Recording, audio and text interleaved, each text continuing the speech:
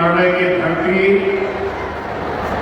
महर्षि मैही के तपस्थली, भगवान वासुपुत्र के पंच कल्याणक भूमि, विश्व प्रसिद्ध विक्रमशिला महाविहार, बाबा बुढ़ानाथ के पवित्र भूमि पे सब भाई बहन सभी के प्रणाम कीजिए। 22,000 करोड़ रुपये एक क्लिक पर देश भर के किसानों के खाते में पहुंचे। देश में अभी तक करीब 1.25 करोड़ लखपति दीदी बन चुकी। हार में national institute of food technology and entrepreneurship की स्थापना की जाए। मेरा तो सपना है कि दुनिया की हर रसोई में भारत के किसान का उगाया कोई न कोई उत्पाद होना ही चाहिए। इंद्रराज वाले महाकुंभ को ही गाली दे रहे हैं। तो भैया स्वागत है आप सभी का आज के इस ब्लॉग वीडियो में। दोस्तों आज है 24 फरवरी और आप सभी को पता ही होगा कि 24 फरवरी को भागलपुर के हवाई अड्डा में देश के माननीय प्रधानमंत्री नरेंद्र मोदी जी जनसभा को संबोधित करने वाले हैं। वैसे अभी हम हैं हवाई अड्डा के जस्ट बाहर और मेन रोड पर है। देख सकते हैं कुछ इस प्रकार का व्यू है। अभी सारा कुछ दिखाने वाले हैं, तो इस ब्लॉग में एंड तक जरूर बने रहिएगा। सारा कुछ आज दिखाने वाले हैं भागलपुर के हवाई अड्डा में। इससे पहले एक वीडियो की शुरुआत करें, आप सबसे छोटा सा रिक्वेस्ट है, यदि चैनल पर पहली बार आए तो प्लीज चैनल को सब्सक्राइब जरूर कर लीजिएगा। तो चलिए करते हैं आज की इस ब्लॉग वीडियो की शुरुआत। तो भैया अभी हवाई अड्डा के बिल्कुल बाहर में है और जैसा कि अभी आप सभी को व्यू दिखाएं तो देखिए ये रहा कुछ इस प्रकार का सीन। और यहाँ से अभी दिखाते हैं आप सभी को। देखिए मेन जो एंट्री होता है हवाई अड्डा के अंदर, देखिए यहाँ पर एक केला द्वार बनाया गया है। आप सभी को दिखाएं तो इस प्रकार का व्यू देखिए सामने केला द्वार बनाया गया है। और ये जो रोड आप देख रहे हैं ये तिलका मांझी से लेकर इधर 0 माइल तक जाती है। तो फिलहाल कुछ हवाई अड्डा के बाहर इस प्रकार का सीन है और अभी इसके अंदर भी एंट्री लेंगे, उसके बाद अंदर का व्यू आप सभी को दिखाने वाले। तो भैया इस हवाई अड्डा में एंट्री लेने के लिए कई गेट बनाए गए हैं। वैसे गेट पहले से ही था लेकिन उस गेट का अलग अलग नाम दिया गया है। जैसे अभी इसके पहले हम आप सभी को दिखाए थे केला द्वार, और वो हालांकि मेन गेट था एंट्री लेने के लिए। और वहीं दूसरी ओर अभी आप सभी को दिखाते हैं कि यहाँ पर देखिए, यहाँ पर यदि आप सभी को दिखाएं जैसा कि यहाँ पर मखाना द्वार बनाया गया है। देखिए कुछ इस प्रकार से खूबसूरत गेट को सजाया गया है और मखाना द्वार इसका नाम रखा गया है। तो देखिए गाइस आज इस रोड में यानी कि तिलका मांझी से लेकर 0 माइल तक जो रोड है, इस रोड में सिर्फ 4 व्हीलर ही दिखेगा और प्रशासन, पुलिस प्रशासन जो भी है हर जगह तैनात है। तो अभी देखिए अभी एक और गेट है, उस गेट से आप सभी को रूबरू करवाते हैं। मक्का गेट आप सभी को पहले ही बताए थे हम कि यहाँ पर कई गेट बनाए गए हैं जिनका अलग अलग नाम दिया गया है। और अभी दिखाते हैं आप सभी को मक्का द्वार। यहाँ पर देखिए यहाँ से भी लोगों की एंट्री हो रही है। देखिए कुछ इस प्रकार का मक्का द्वार देख पा रहे हैं। तो कुछ इस प्रकार का सीन देखने के लिए मिलेगा। भाई साहब जैसा कि पहले ही मैंने आपको बताया कि यहाँ कई द्वार बनाए गए हैं और अभी अन्य द्वार बनाया गया है। आगे जब चलेंगे तो दिखाएंगे, लेकिन उसके पहले आप सभी को दिखाते हैं यहाँ पर लोगों को देख सकते हैं इस 0 माइल तिलका मांझी रोड में लोगों की लंबी कतारें हैं। जैसा कि भी आगे चलेंगे दिखाएंगे, देख सकते हैं कुछ इस प्रकार का व्यू देखने के लिए मिलेगा आप सभी को। चलिए पहले रोड क्रॉस करते हैं हम लोग। यहाँ पर देखिए तो भैया अभी दूसरे साइड में है और यहाँ पर एक द्वार बनाया गया है श्री अन्न द्वार। यहाँ पर बगल में पेट्रोल पंप भी है और यहाँ पर लोगों की लंबी कतार आप देख सकते हैं। कुछ इस प्रकार से लोगों की लंबी कतार है और वहीं सामने अन्न द्वार है। तो अभी इसके अंदर एंट्री लेने का कोशिश करते हैं और सारा कुछ आज की सुविधा में दिखाने वाले हैं। फिलहाल इस गेट के बाहर काफ़ी ज़्यादा भीड़ है, आप देख पा रहे हैं इस तरह से क्राउड देखने के लिए मिलेगा। और ये रहा पेट्रोल पंप। भैया आपको पहले दिखाए थे केला द्वार जो कि इस हवाई अड्डा के अंदर एंट्री करने का सबसे मेन गेट है। और वहाँ हम लोग गए एंट्री लेने के लिए लेकिन वहाँ से नहीं हुआ क्योंकि वो गेट बताया गया कि अब VIP गेट है, वहाँ से सिर्फ VIP लोग ही एंट्री ले सकते हैं। तो फिलहाल चलते हैं अन्य गेट, देखते हैं वहाँ से किस गेट से हम लोग की एंट्री होती है। देखिए ये गेट नंबर 4 है, मक्का द्वार है। यहाँ से देखते हैं आम पब्लिक का एंट्री होता है कि नहीं होता है। फिलहाल कुछ इस प्रकार से लोग लाइन में हैं। वैसे तो लग रहा है कि यहाँ से आम पब्लिक भी एंट्री ले सकते हैं। चलिए सबसे पहले एंट्री लेते हैं गेट नंबर 4 से, यानी कि मक्का द्वार से। उसके बाद अंदर जाकर फिर से मिलते हैं। भाई साहब फाइनली हवाई अड्डा के अंदर एंट्री हो चुकी है हमारी, और हालांकि सिक्योरिटी पर्पस था, काफ़ी सारा चीज़ अचीव किया गया। उसके बाद इस ग्राउंड में हम लोग प्रवेश कर पाए हैं। बाकी अंदर का माहौल कुछ इस प्रकार का है, देख सकते हैं किस प्रकार से यहाँ पर पंडाल बनाया गया है, जहाँ पर कि माननीय प्रधानमंत्री नरेंद्र मोदी आज जनसभा को संबोधित करने वाले हैं। यहाँ पर यदि आप देखेंगे, यदि दिखाने का प्रयास करें आप सभी को, तो देख सकते हैं कुछ इस प्रकार से किसान से रिलेटेड जितने भी सामग्री होते हैं उन सभी का काउंटर यहाँ पर लगा हुआ है। जिसे देख सकते हैं कतरनी, धान, कृषि यांत्रिकरण, ड्रोन दीदी, बिहार राज्य बीज निगम लिमिटेड, नर्सरी, सारा कुछ देखने के लिए यहाँ पर मिल जाएगा आप सभी को। तो फिलहाल अभी इस जगह से चलते हैं और आगे क्या एक्टिविटी है वो चीज़ आप सभी को दिखाने का प्रयास करते हैं। अभी हम हवाई अड्डा के अंदर तो एंट्री हो चुकी है हमारी, लेकिन यहाँ पर जहाँ पंडाल बना है वहाँ जब आप जाइएगा तो अंदर पंडाल के अंदर एंट्री लेने से पहले भी आपको देखिए यहाँ भी चेक इन हो रहा है। लंबी कतार है, हालांकि लेडीज़ का अलग है, जेंट्स का अलग है। यहाँ पर देख सकते हैं कुछ इस प्रकार देखने के लिए मिलेगा। बाकी चलते हैं क्या प्रोसेस है वो देखते हैं। देखिए फाइनली यहाँ से भी चेक इन प्रोसेस से हम लोग गुजर चुके हैं और अंदर आ चुके हैं। और यहाँ पर भी देखिए लोगों की लंबी कतारें हैं, कुछ इस प्रकार से देखने के लिए मिलेगा। बाकी क्या एक्टिविटी है अभी आगे चलेंगे तो उसके बाद दिखाएंगे। तो आप सभी से रिक्वेस्ट है कि वीडियो को बिना स्किप किए हुए ज़रूर देखिएगा, काफ़ी इंटरेस्टिंग ये वीडियो होने वाली है। तो चलिए देखते हैं अभी आगे क्या है। कुछ इस प्रकार से देख सकते हैं पुलिस प्रशासन भी मौजूद है हर चप्पे चप्पे पर। तो भाई साहब देख सकते हैं, हालांकि पंडाल के अंदर तो आ चुके हैं, लेकिन स्टेज कहाँ है आप सभी को देख ही नहीं रहा होगा, इतना ज़्यादा भीड़ है। हालांकि वहाँ तक पहुँचना नामुमकिन लग रहा है। तो देखते हैं फिलहाल अभी इधर से देखते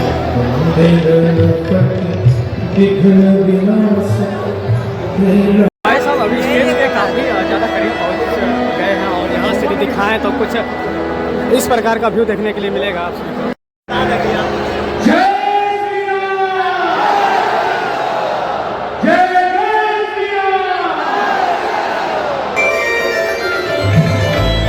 योद्धा भी सजा दी है, काशी भी सजा दी है, योद्धा भी सजा दी है, काशी भी सजा दी है। दिल शाम के पावर हो, दिल शाम के पावर हो।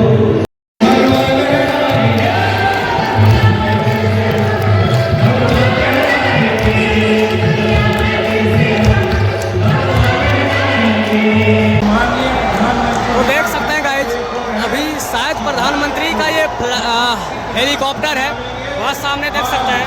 अभी कंफर्म नहीं है, शायद प्रधानमंत्री का ही ये हेलीकॉप्टर है। अभी देखते हैं, अनाउंसमेंट भी नहीं किया गया है। और क्राउड देख सकते हैं इस पंडाल में, इतना ज़्यादा क्राउड है, क्या आप देख पा रहे हैं यहाँ पर।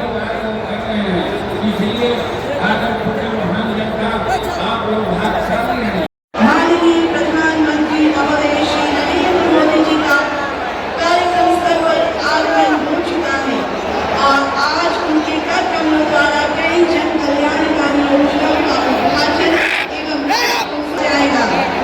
माननीय प्रधानमंत्री महोदय का जो काफिला है धीरे धीरे आगे बढ़ रही है और देखने के लिए काफी देर से यहाँ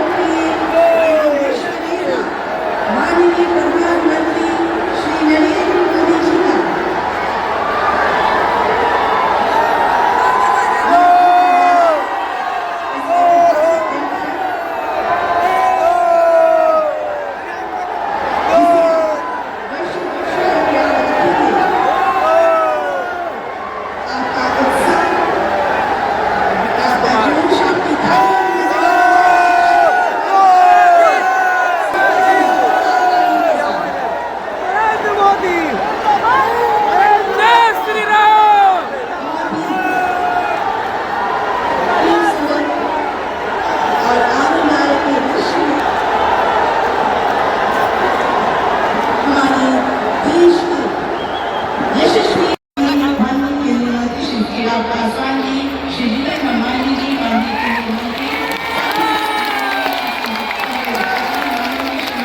जायसवाल जी से निवेदन करूंगी कि टिकुली कला सभा इंस्टीट्यूशन आपका नाम करें माननीय प्रधानमंत्री महोदय को। और भारत माता की अंगराज दानवीर कर्ण की धरती महर्षि मैही के तपस्थली भगवान वासुपुत्र के पंच कल्याणक भूमि विश्व प्रसिद्ध विक्रमशिला महाविहार बाबा बुढ़ानाथ के पवित्र भूमि पे सब भाई बहन सभी के प्रणाम कीजिए।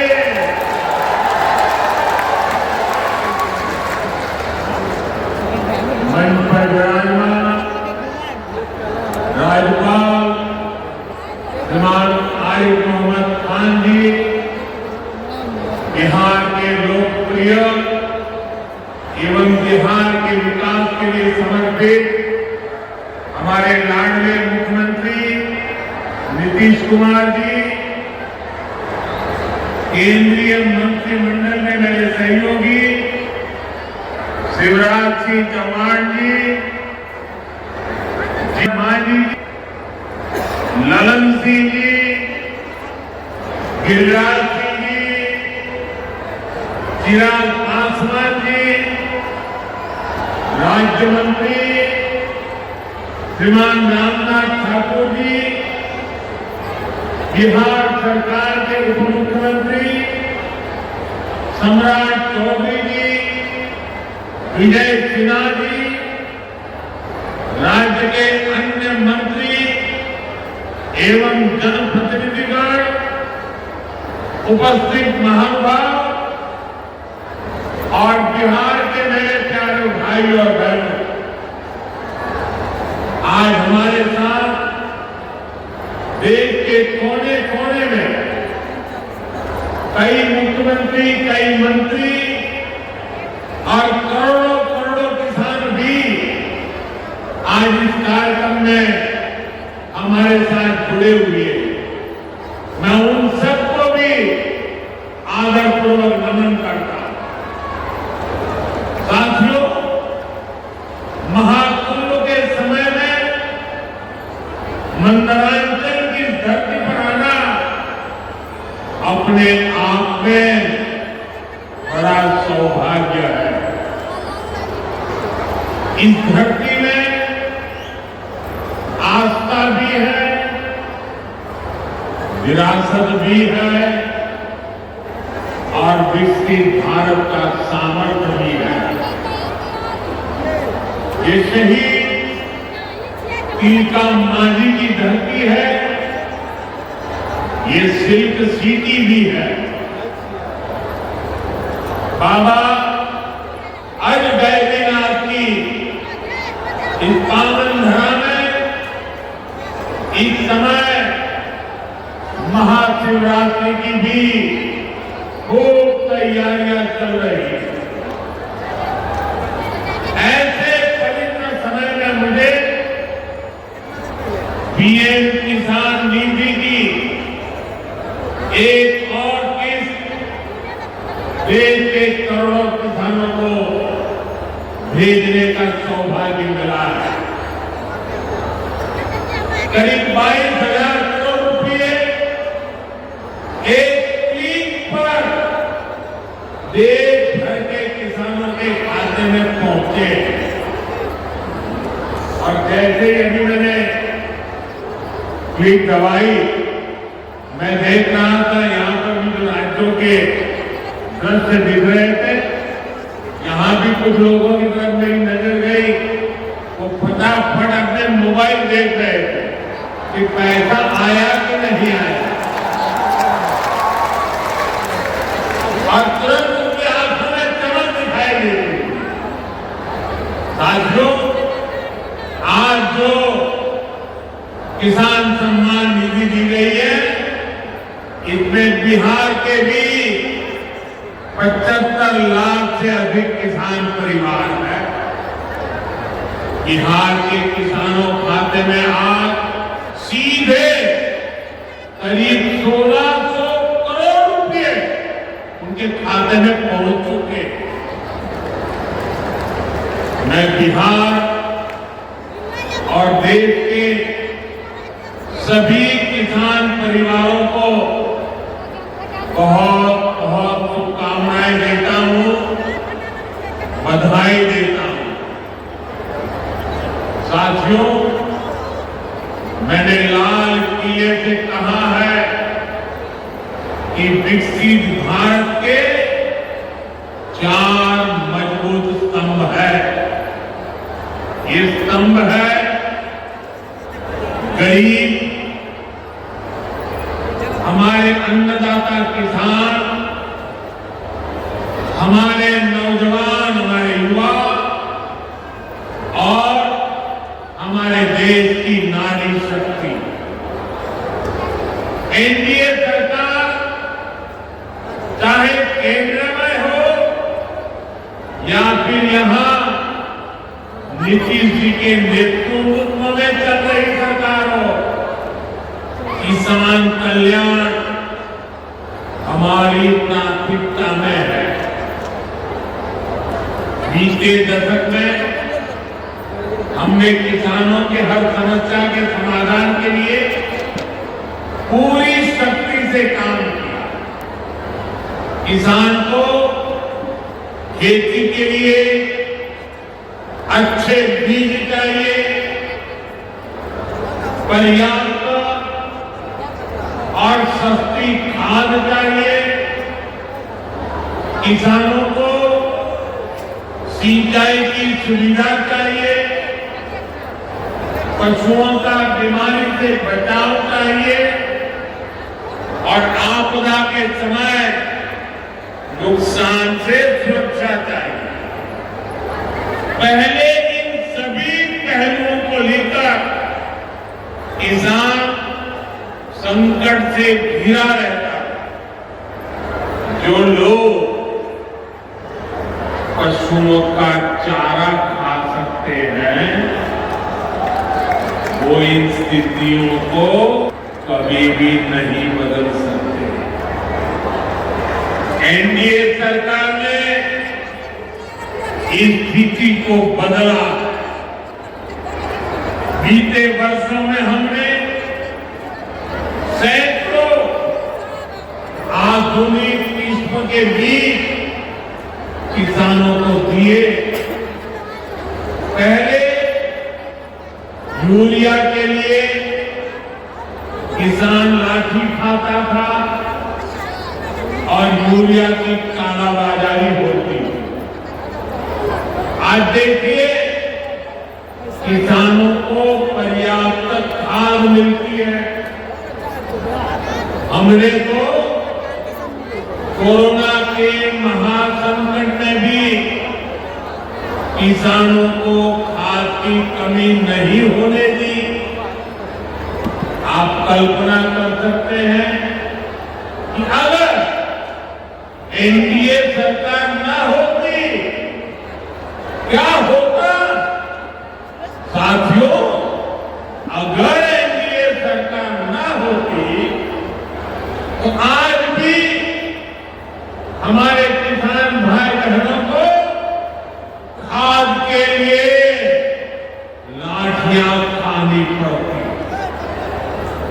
आज भी बरौनी खाद कारखाना बंद पड़ा होता। दुनिया के अनेक देशों में खाद की बोरी जो 3000 रुपए की मिल रही है वो आज हम किसानों को 300 रुपए से भी कम में देते हैं। एनडीए सरकार न होती तो यूरिया की एक बोरी भी आपको 3000 रुपए की मिलती। हमारी सरकार किसानों के बारे में सोचती है, उनकी भलाई के लिए काम करती है। इसलिए यूरिया और डीएपी का जो पैसा किसानों को खर्च करना था, वो केंद्र सरकार खुद खर्च कर रही है। बीते 10 साल में करीब 12 लाख करोड़ रुपए जो खाद खरीदने के लिए आपके जेब से जाने थे, वो बच गए। वो केंद्र सरकार ने बजट में से दिए। यानी इतना सारा पैसा, 12 लाख करोड़ रुपया देश के करोड़ों किसानों की जेब में बचा है। साथियों,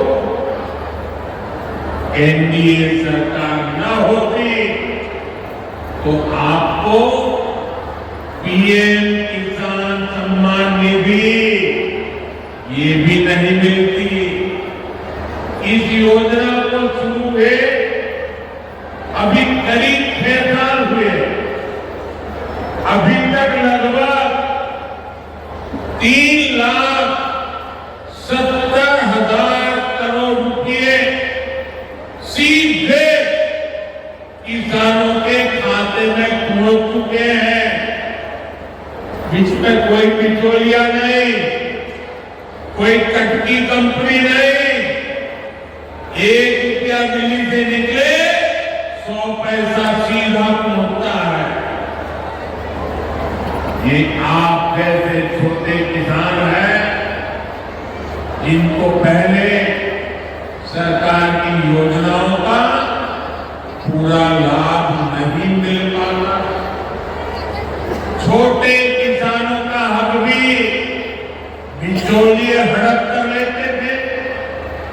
लेकिन ये मोदी है, ये नीतीश जी है, जो किसानों के हक का किसी को नहीं खाने देंगे।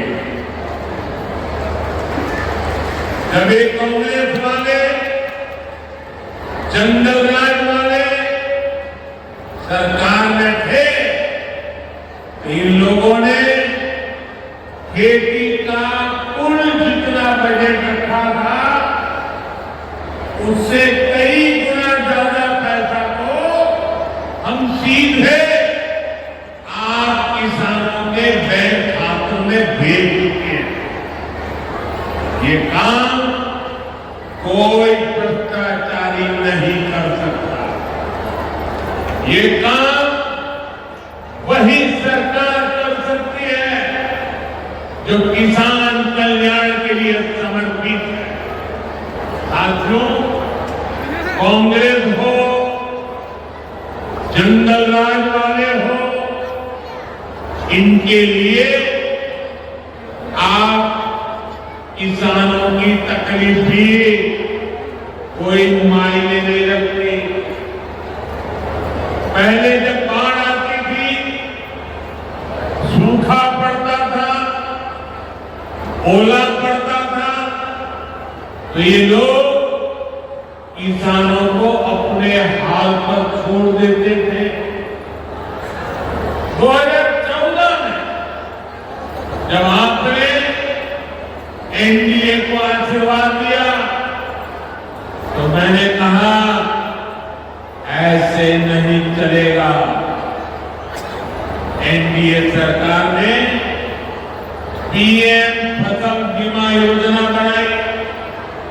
इस योजना के तहत 2.25 लाख करोड़ रुपए का क्लेम किसानों को आपदा के समय मिल चुका है।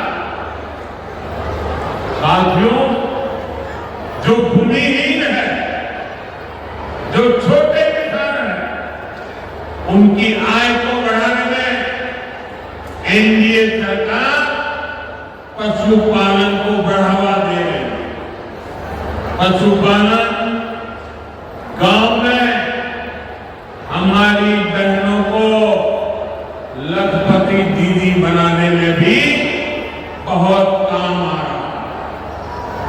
देश में अभी तक करीब 1.25 करोड़ लखपति दीदी बन चुकी है।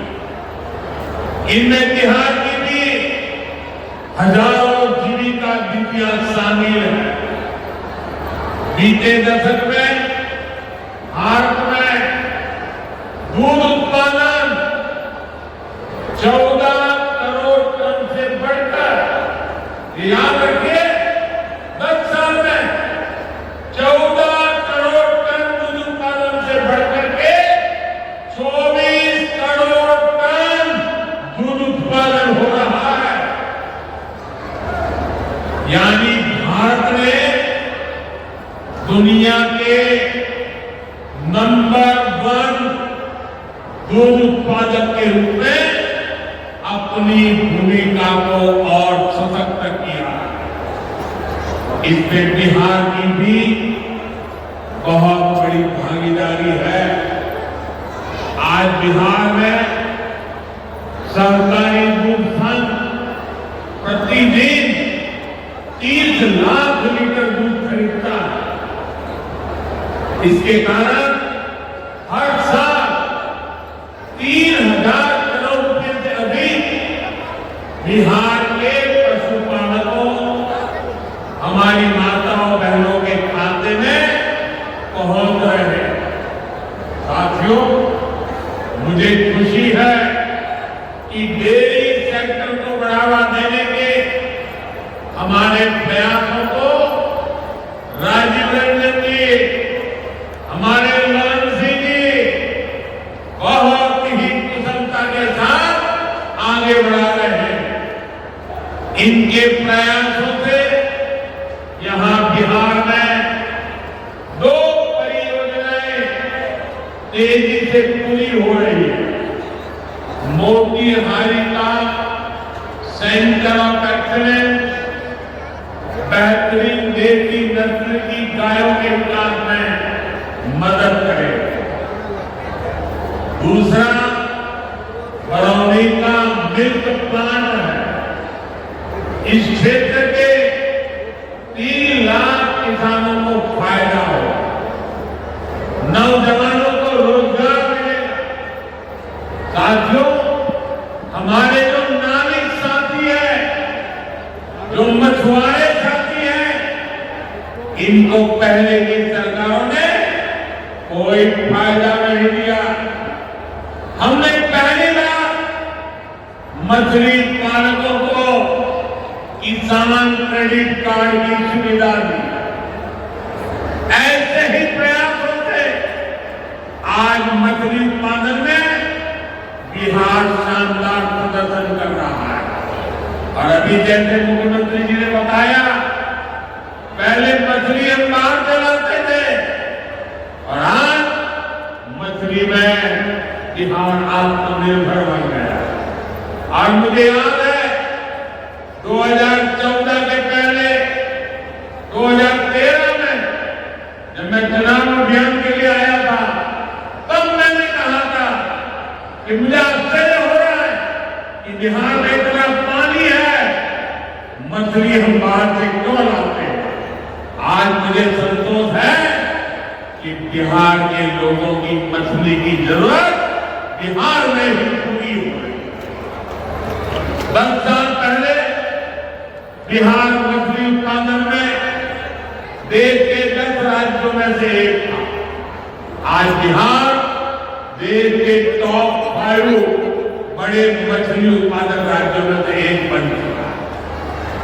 फिशरीज सेक्टर पर हमारे फोकस का बहुत बड़ा फायदा हमारे छोटे किसानों को, मछुआरे साथियों को, भागलपुर की पहचान को गंगा जी में रहने वाली डॉल्फिन से भी होती रही है। ये नमामि गंगे अभियान की भी बहुत बड़ी सफलता है। साथियों, बीते वर्षों में सरकार के प्रयासों से भारत का कृषि निर्यात बहुत अधिक बढ़ा है। इससे किसानों को उनकी उपज की ज्यादा कीमत मिलने लगी है। कई कृषि उत्पाद ऐसे हैं जिनका पहली बार निर्यात शुरू हुआ है, एक्सपोर्ट हो रहा है। अब बारी बिहार के मखाना की है। मखाना आज देश के शहरों में सुबह के नाश्ते का प्रमुख अंग हो चुका है। मैं भी 365 दिन में से 300 दिन तो ऐसे होंगे कि मैं मखाना जरूर खाता हूं। ये सुपर फूड है जिसे आप दुनिया के बाजारों तक पहुंचाना है। इसलिए इस वर्ष के बजट में मखाना किसानों के लिए मखाना बोर्ड बनाने का ऐलान किया गया। ये मखाना बोर्ड मखाना उत्पादन, प्रोसेसिंग, वैल्यू एडिशन और मार्केटिंग ऐसे हर पहलू में बिहार के मेरे किसानों की मदद करेगा।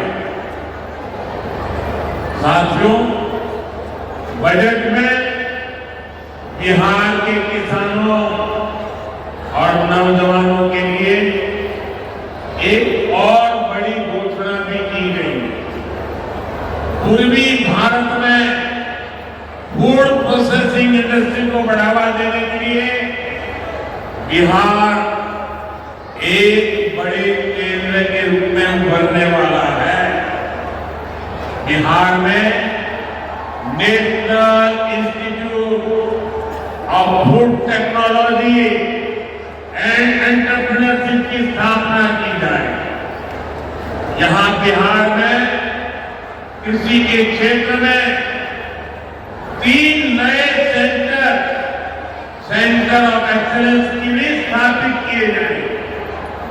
इनमें से एक हमारे भागलपुर में ही स्थापित होगा। यह सेंटर आम की जर्दालू किस्म पर फोकस करेगा। 2 और केंद्र मुंगेर और बक्सर में बनाए जाएंगे, जो टमाटर, प्याज और आलू किसानों को मदद देगा। यानी किसान हित के निर्णय लेने में हम कोई कसर बाकी नहीं छोड़ रहे।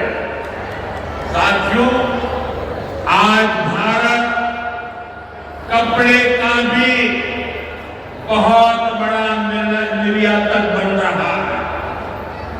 देश में कपड़ा उद्योग को बल देने के लिए अनेक कदम उठाए जा रहे हैं। भागलपुर में तो कहा जाता है कि यहां पेड़ भी सोना उगलते हैं। भागलपुरी सिल्क, टसर सिल्क पूरे हिंदुस्तान में मशहूर है। दुनिया के दूसरे देशों में भी टसर सिल्क की डिमांड लगातार बढ़ रही है। केंद्र सरकार रेशम उद्योग को बढ़ावा देने के लिए फैब्रिक और yarn dye unit, fabric printing unit, fabric processing unit ऐसे इंफ्रास्ट्रक्चर निर्माण पर बहुत जोर दे रही है। इससे भागलपुर के बुनकर साथियों को आधुनिक सुविधाएं मिलेगी और उनके उत्पाद दुनिया के कोने कोने में पहुंच पाएंगे। साथियों, बिहार की एक और बहुत बड़ी समस्या का समाधान एनडीए सरकार कर रही है।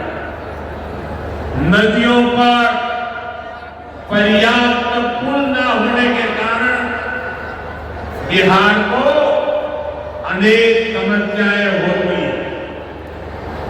आपको आने जाने में दिक्कत ना हो, इसके लिए हम तेजी से काम कर रहे हैं। अनेकों पुल बनवा रहे हैं। यहां गंगा जी पर 4 लेन के पुल के निर्माण का भी तेजी से काम चल रहा है। इस पर 1100 करोड़ रुपए से ज्यादा खर्च किए जा रहे हैं। साथियों, बिहार में बाढ़ से भी बहुत नुकसान हुआ। इसके लिए भी हमारी सरकार ने हजारों करोड़ रुपए के प्रोजेक्ट स्वीकृत किए। इस वर्ष के बजट में तो पश्चिमी कोसी नहर ERM परियोजना के लिए मदद देने की घोषणा की गई है। इस परियोजना से मिथिलांचल क्षेत्र में 50,000 हेक्टेयर भूमि सिंचाई के दायरे में आएगी। इससे लाखों किसान परिवारों को लाभ होगा। साथियों, एनडीए सरकार किसानों की आय बढ़ाने के लिए अलग अलग स्तर पर काम कर रही है। भारत में उत्पादन बढ़े, दलहन और तिलहन में हम आत्मनिर्भर हो, यहां ज्यादा से ज्यादा फूड प्रोसेसिंग उद्योग लगे और हमारे किसानों के उत्पाद दुनिया भर तक पहुंचे। इसके लिए सरकार एक के बाद एक नए कदम उठा रही है। मेरा तो सपना है कि दुनिया की हर रसोई में भारत के किसान का उगाया कोई न कोई उत्पाद होना ही चाहिए। इस वर्ष के बजट में भी इसी विजन को आगे बढ़ाया। बजट में एक बहुत ही बड़ी पीएम धन धान्य योजना की घोषणा की गई है। इसके तहत देश के 100 ऐसे जिलों की पहचान की जाएगी जहां सबसे कम फसल उत्पादन होती है। फिर ऐसे जिलों में खेती को बढ़ावा देने के लिए विशेष अभियान चलाया जाए। दलहन में आत्मनिर्भरता के लिए मिशन मोड पर काम किया जाए। किसान ज्यादा से ज्यादा दालें उगाए, इसके लिए किसानों को प्रोत्साहन मिलेगा। दालों की एमएसपी पर खरीद को और अधिक बढ़ाया जाएगा। साथियों, आज का दिन एक और वजह से बहुत खास है। हमारी सरकार ने देश में 10,000 एफपीओ किसान उत्पादक संघ बनाने का बड़ा लक्ष्य रखा। आज मुझे ये बताते हुए खुशी है कि देश ने इस लक्ष्य को प्राप्त कर लिया। आज बिहार की भूमि 10,000 में एफपीओ के निर्माण की साक्षी बन रही है। मक्का, केला और धान पर काम करने वाला ये एफपीओ खगड़िया जिला में रजिस्टर हुआ है। एफपीओ सिर्फ एक संगठन नहीं होता, एक किसानों की आय बढ़ाने वाली अभूतपूर्व शक्ति है। एफपीओ की ये शक्ति छोटे छोटे किसानों को बाजार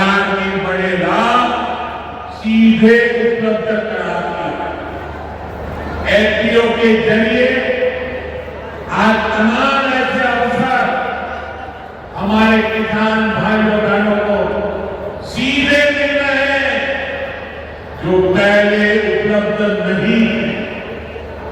आज देश के करीब 30 लाख किसान एफपीओ से जुड़े और बड़ी बात ये इसमें करीब 40% हमारी बहनें हैं। ये एफपीओ आज कृषि क्षेत्र में हजारों करोड़ रुपए का कारोबार करने लगे। मैं सभी 10,000 एफपीओ के सदस्यों को भी बहुत बहुत बधाई देता हूं। साथियों, एनडीए सरकार बिहार के औद्योगिक विकास पर भी उतना ही बल दे रही है। बिहार सरकार भागलपुर में जो बहुत बड़ा बिजली कारखाना लगा रही है, उसको कोयले की भरपूर आपूर्ति की जाएगी। इसके लिए केंद्र सरकार ने कोल लिंकेज को स्वीकृति दे दी है। मुझे पूरा भरोसा है यहाँ पैदा होने वाली बिजली बिहार के विकास को नई ऊर्जा देगी। इससे बिहार के नौजवानों को रोजगार के नए अवसर मिलेंगे। साथियों, पूर्वोदय से ही विकसित भारत का उदय होगा और हमारा बिहार पूर्वी भारत का सबसे अहम स्तंभ है। बिहार भारत की सांस्कृतिक विरासत का प्रतीक है। कांग्रेस आरजेडी के लंबे कुशासन ने बिहार को बर्बाद किया, बिहार को बदनाम किया। लेकिन अब विकसित भारत में बिहार का वही स्थान होगा जो प्राचीन समृद्ध भारत में पाटलिपुत्र का था। इसके लिए हम सभी मिलकर निरंतर प्रयास कर रहे हैं। बिहार में आधुनिक कनेक्टिविटी के लिए, सड़कों के नेटवर्क के लिए, जन कल्याण की योजनाओं के लिए एनडीए सरकार प्रतिबद्ध होकर काम कर रही है। मुंगेर से भागलपुर होते हुए मिर्जा चौकी तक करीब 5,000 करोड़ रुपए की लागत से नया हाईवे भी बनाने का काम शुरू हो रहा है। भागलपुर से औसडीहार तक 4 लेन सड़क को चौड़ा करने का काम भी शुरू होने जा रहा है। भारत सरकार ने विक्रमशिला से कटारिया तक नई रेल लाइन और रेल पुल को भी स्वीकृति दे दी है। साथियों, हमारा ये भागलपुर सांस्कृतिक और ऐतिहासिक रूप से बहुत महत्वपूर्ण रहा। विक्रमशिला विश्वविद्यालय के कालखंड में ये वैश्विक ज्ञान का केंद्र हुआ करता था। हम नालंदा विश्वविद्यालय के प्राचीन गौरव को आधुनिक भारत से जोड़ने का काम शुरू कर चुके हैं। नालंदा विश्वविद्यालय के बाद अब विक्रमशिला में भी सेंट्रल यूनिवर्सिटी बनाई जा रही है। जल्द ही केंद्र सरकार इस पर काम शुरू करने वाली है। मैं नीतीश जी, विजय जी, सम्राट जी सहित बिहार सरकार की पूरी टीम को बधाई देता हूं। आप इस प्रोजेक्ट से जुड़ी जरूरतों को पूरा करने में तेजी से जुटे। साथियों, एनडीए सरकार भारत की गौरवशाली विरासत के संरक्षण और वैभवशाली भविष्य के निर्माण के लिए एक साथ काम कर रही है। लेकिन ये जो जंगल राज वाले हैं, इनको हमारी धरोहर से, हमारी आस्था से नफरत है। इस समय प्रयागराज में एकता का महाकुंभ चल रहा है। ये भारत की आस्था का, भारत की एकता और समरसता का सबसे बड़ा महोत्सव है। पूरे यूरोप की जितनी जनसंख्या है, उससे भी ज्यादा लोग अब तक एकता के इस महाकुंभ में डुबकी लगा चुके हैं, स्नान कर चुके हैं। बिहार से भी गांव-गांव से श्रद्धालु एकता के महाकुंभ होकर आ रहे हैं। लेकिन ये जंगल राज वाले महाकुंभ को ही गाली दे रहे हैं। महाकुंभ को लेकर भद्दी बातें कर रहे हैं। राम मंदिर से चिढ़ने वाले लोग महाकुंभ को भी कोसने का कोई मौका नहीं छोड़ रहे। मैं जानता हूं महाकुंभ को गाली देने वाले ऐसे लोगों को बिहार कभी भी माफ नहीं करेगा। साथियों, बिहार को समृद्धि के नए पथ पर ले जाने के लिए हम दिन रात ऐसे ही मेहनत करते रहे। एक बार फिर देश के किसानों को और बिहार वासियों को बहुत बहुत बधाई। मेरे साथ बोले भारत माता की।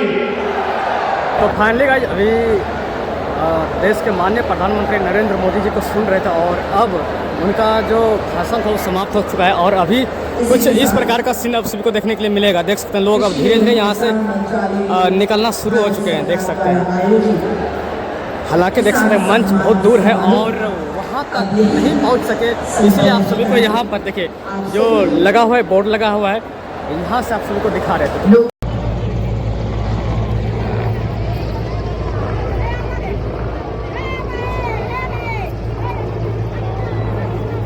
प्रधानमंत्री की बात करें तो वो जनसभा को संबोधित करके यहाँ से निकल गए हैं और हम लोग मंच तक, जो कि मेन मंच था, वहाँ तक नहीं पहुँच पाए और चूँकि काफ़ी ज़्यादा क्राउड था तो जो डिस्प्ले पर चल रहा था चलचित्र उसका थोड़ा सा वहाँ से व्यू लिए हैं, आप सब देखे ही होंगे। और ज़्यादा क्राउड था, आगे नहीं जा पाए। तो ये वीडियो आप सभी को कैसा लगा कमेंट करके अपने कमेंट बॉक्स में जरूर दीजिएगा। चलिए मिलते हैं नेक्स्ट व्लॉग में, तब तक के लिए जय हिंद जय भारत।